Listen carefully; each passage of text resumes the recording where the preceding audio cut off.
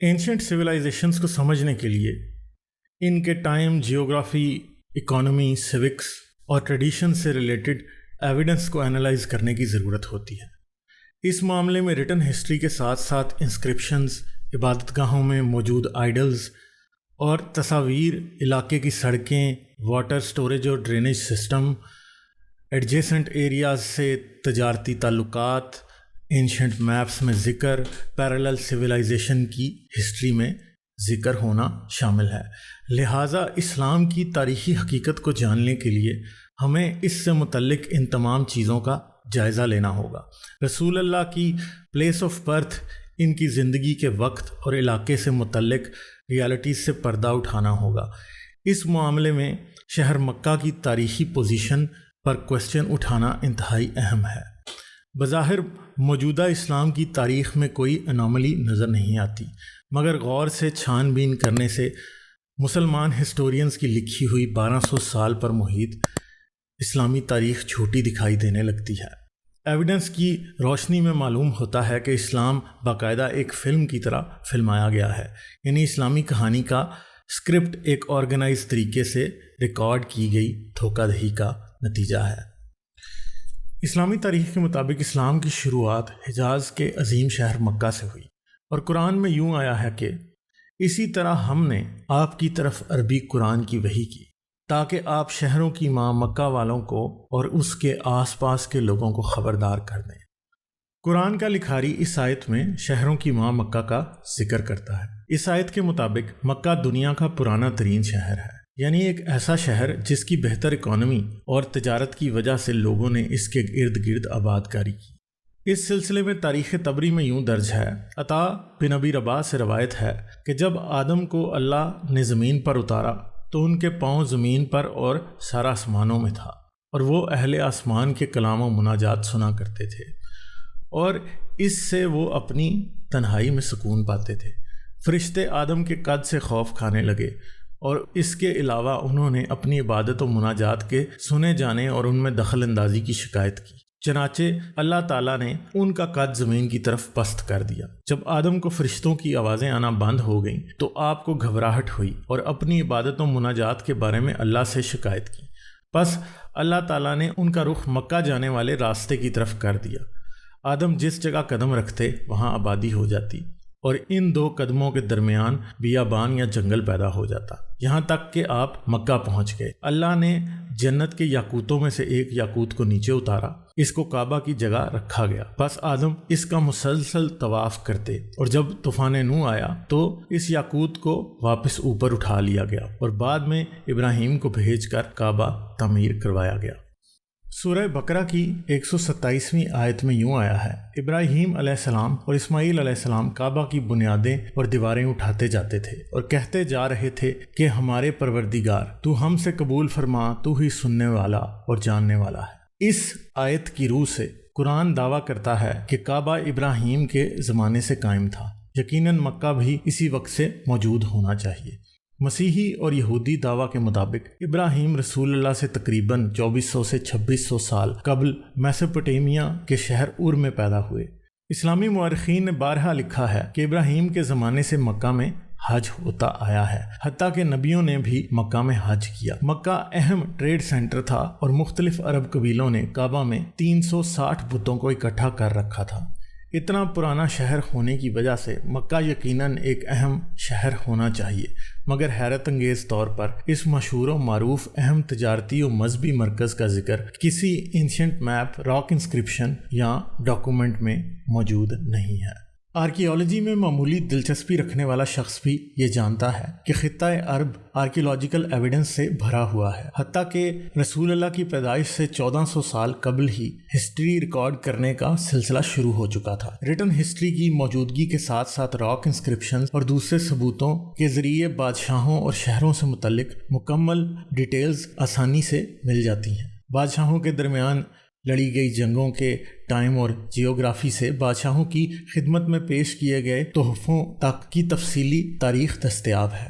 مشہور آرکیالوجسٹ مونٹگمری کے مطابق عرب راک انسکرپشنز اشوری راک انسکرپشنز کے مقابلے میں زیادہ ڈیٹیلز پرووائڈ کرتی ہیں۔ سعودی عرب کا علاقہ حجاز رسول اللہ کی پیدائش سے سینکڑوں سال پہلے گریک اور پرشین امپائرز کا ڈسپیوٹڈ ایریا تھا۔ دونوں امپائرز لوکل عرب قبیلوں کو مختلف طریقے سے فرنٹ لائن میں استعمال کرتی تھی۔ یونانیوں کے میپس اور ہسٹری میں یمن سے شام جانے والے اینشنٹ تجارتی رستوں کی تفصیل موجود ہے۔ ان میں نجران، طائف، یثرب، تبوک اور کئی اور شہروں کی پوزیشنز اور ڈسٹینسز لکھے گئے ہیں، لیکن ان ڈاکومنٹس میں مکہ سے متعلق ایک نقطہ بھی نہیں لکھا گیا۔ گریک ہسٹورین تھیوفرسٹس نے 4th سینچری BCE میں حجاز کے متعلق انتہائی تفصیل سے لکھا۔ سیبینز کے متعلق لکھتے ہوئے اس نے ان کے land and sea trade routes کے بارے میں تفصیلی معلومات دیں، لیکن اس نے کہیں بھی مکہ کا کوئی ذکر نہیں کیا۔ اراتوستھینس، جو کہ ایک جیوگرافر تھا، اپنے ڈاکومنٹس کے ذریعے عربین پیننسولا سے متعلق انتہائی تفصیلی معلومات فراہم کرتا ہے، مگر اس کی رائٹنگز میں بھی مکہ کا کوئی ذکر نہیں۔ 3 صدی قبل مسیح کے کئی رائٹرز نے ریڈ سی سے متعلق ڈیٹیل سے لکھا ہے۔ ان میں ٹولمی II، ڈیلیون، ارسٹاکریون، سیمنائڈس اور فائلون شامل ہیں۔ ان تمام رائٹرز کی کتابیں گریٹ لائبریری آف الیگزینڈریا میں موجود تھیں۔ اسٹربو کی جغرافیہ پر 2nd بک کے مطابق ارسٹاکریون بتاتا ہے کہ سکندر اعظم نے اس علاقے میں ایکسپیڈیشنرز اور ریسرچرز کو تفصیلات اکٹھی کرنے کے لیے بھیجا۔ اسٹربو کے مطابق ارسٹاکریون نے ان ایکسپیڈیشنرز کی لکھی ہوئی کتابوں کو ایک مجموعے کی شکل میں جمع کیا۔ سن 278 قبل مسیح میں ٹولمی II کی ایکسپیڈیشن سے ملنے والی معلومات ریڈ سی اور افریقن کوسٹ لائن کے صدرن اور ایسٹرن علاقوں سے متعلق تفصیلات کا سمندر مہیا کرتی ہیں۔ یہ علاقہ ہندوستان سے یمن کے ذریعے آنے والے اسپائس ٹریڈ روٹ پر گرفت کے لیے انتہائی اہم تھا۔ تجارتی اہمیت اور کانکویسٹ آف سیریا کی وجہ سے ریڈ سی اور افریقہ اور عرب کے ساحل کی جیوگرافی انتہائی ڈیٹیل سے محفوظ کرنے کا سہرا اراتوستھینز کے سر جاتا ہے۔ اراتوستھینز نے ناردرن ریڈ سی پر اسرائیلی بندرگاہ سے ساؤتھ میں عقبہ کے ایڈجیسنٹ ایریا کو ناپا۔ اس نے سمندری اور زمینی تجارتی راستوں کا مکمل سروے کیا، شمال میں واقع ایلات کے علاقے سے شروع کر کے تمام لوگوں کے مذہب اور ریلیجس سینٹر سے متعلق تفصیلی جانکاری فراہم کی۔ اس نے حجاز کے علاقے سے متعلق مندروں اور مقدس جگہوں کو تفصیل سے بیان کیا، مگر اس کی تحریر میں کہیں بھی مکہ کا ذکر نہیں ملتا، بلکہ اراتوستھینز کی تحریر مکہ اور اس کے ایڈجیسنٹ ایریا میں کسی بھی سگنیفیکنٹ پاپولیشن کا انکار کرتی ہے۔ اسکندریہ کا ایگاتھارکائڈس اہم ترین جیوگرافر مانا جاتا ہے۔ اس نے 132 تا 145 قبل مسیح میں اینشنٹ ایجپٹ اور اس کے ایڈجیسنٹ علاقوں کے سیاسی حالات کو تفصیل سے لکھا۔ ٹولمی رائل فیملی سے کلوز ریلیشنز کی وجہ سے اس کو پریویس جیوگرافرز اور ریسرچرز کی رائٹنگ تک مکمل ایکسس تھا۔ ایگاتھارکائڈز نے اپنے سے پہلے آنے والے ایکسپیڈیشنرز کے کام کو ری انالائز کیا۔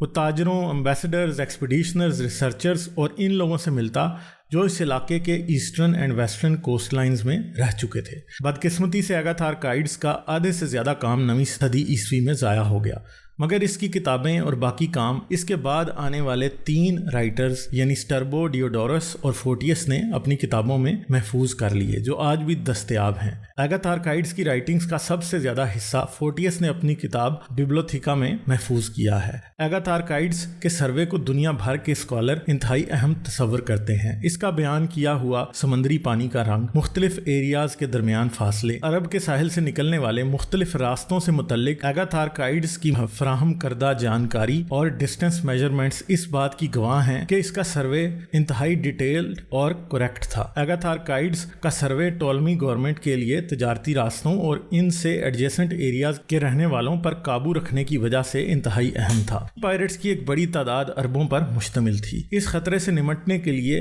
عقبہ سے یمن تک کے قبیلوں اور باشندوں سے متعلق معلومات انتہائی اہمیت رکھتی تھی۔ ایگاتھارکائڈز نے ان کی آبادیوں، بستیوں، دیوتاؤں، مذہبی طور طریقے، رہن سہن، عبادت گاہوں، زبان، حتیٰ کہ پہاڑوں اور وادیوں تک کی ڈیٹیلڈ انفارمیشن اپنی رائٹنگز میں بیان کی ہیں۔ اس نے ہر علاقے کے دیوتاؤں بلکہ ان دیوتاؤں کے اوریجن تک کی تفصیل بیان کی ہے۔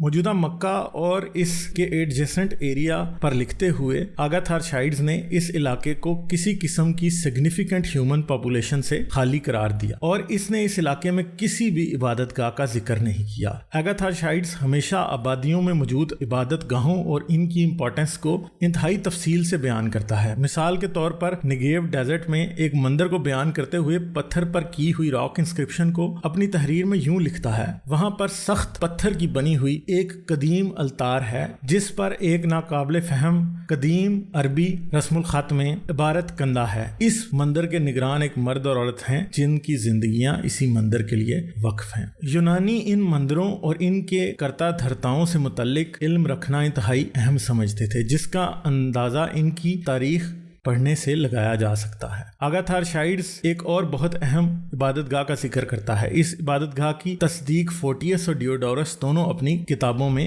بیان کرتے ہیں۔ خلیج لائنیان کے گرد ہمیں بہت سے نام نہاد نبطی عربوں کے گاؤں ملتے ہیں۔ یہ زیادہ تر ساحلی پٹی میں آباد ہیں، مگر متصل اندرونی غیر ساحلی علاقے زیادہ تر دوسرے شاندار لوگوں اور جانوروں کے بے شمار گلے کا مسکن ہیں۔ قدیمیت میں یہ لوگ اپنے جانوروں کی پیداوار پر مبنی ایک نیک زندگی گزارتے تھے، مگر بعد میں جب اسکندریہ کے بادشاہوں نے خلیج لاوی کو تجارتی اور بحری سفر کے لیے موزوں قرار دیا تو یہ تباہ ہونے والی کشتیوں کے مسافروں پر حملہ کرنے لگے۔ انہوں نے قزاق کشتیاں بنائیں اور ملاحوں کو لوٹنے میں توریوں اور پونسیوں کی مانند ہو گئے، مگر بعد ازاں ان کو سمندر پر قادری ریم کی مدد سے گرفتار کر کے سخت سزائیں دی گئیں۔ خلیج لائنیان کے گرد عرب رہتے ہیں۔ اس علاقے کے بعد بتمان کا علاقہ آتا ہے۔ اس ساحلی علاقے کے بعد ایک خلیج زمین کے اندر 500 سٹیڈ تک جاتی ہے۔ اس علاقے کے شکاری باسیوں کو بت مزومنی کہا جاتا ہے۔ ان کے علاقے میں ایک اہم مقدس مندر قائم ہے جو تمام عربوں کے لیے انتہائی محترم ہے۔ ڈیوڈورس جن لوگوں کی بات کر رہا ہے ان کو بت مزومنی کہا جاتا ہے۔ یہ لوگ گلف آف عقبہ کے نارتھ میں ساحل سمندر سے تقریباً 63 میل اندر رہتے ہیں۔ یہ جگہ مکہ سے 1000 کلومیٹر سے بھی زیادہ دور ہے۔ یہ علاقہ ایک انتہائی اہم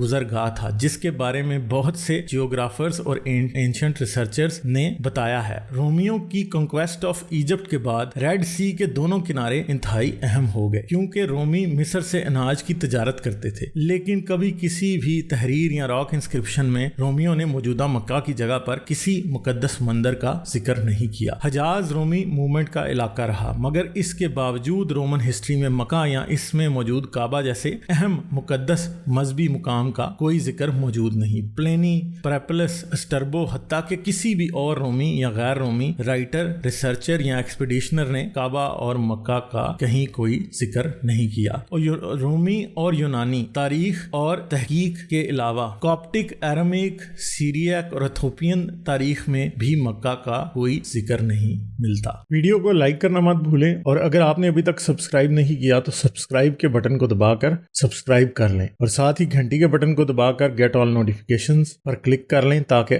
آپ سے کسی بھی ویڈیو اور لائیو سٹریم کا نوٹیفیکیشن مس نہ ہونے پائے۔ اس کے ساتھ ساتھ میرے کام کو سپورٹ کرنے کا بہترین طریقہ پیٹریون پر ممبر بننا ہے۔ آپ صرف $3 پر منتھ سے چینل کی ممبرشپ حاصل کر سکتے ہیں۔ یوٹیوب پر بھی آپ چینل کے ممبر بن سکتے ہیں۔